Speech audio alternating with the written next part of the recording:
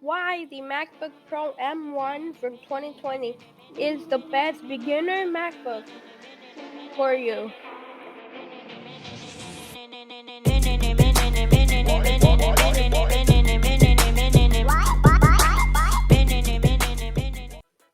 So the M1 MacBook Pro came out back in November of 2020 with the first generation of Apple Silicon.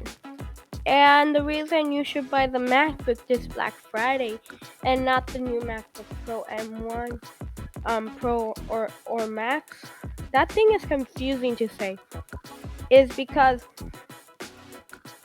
if you're not a person who's gonna use it for the Pro, whether it's hardcore video editing for like big projects or like for an intensive stuff, the M1 MacBook Pro is amazing.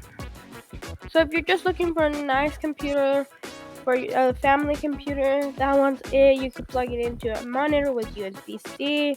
It could, if you want to make movies, homemade movies on iMovie or Final Cut, it runs so smooth. Wanna photo edit or edit some photos from family vacations, and this Lightroom and other apps do great in it.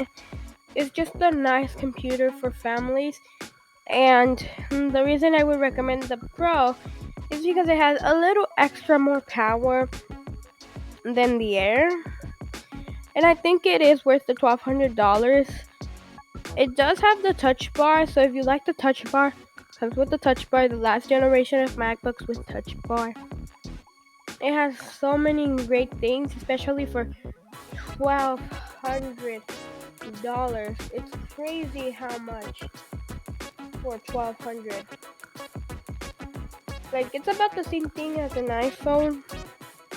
It's still sold by Apple. It doesn't have the new design and it doesn't have ports, which is, if you want ports, you still need dongles or you have to get the $2,000 one. The battery is amazing. The battery goes up to 20 hours. It has up to 2 terabytes of storage.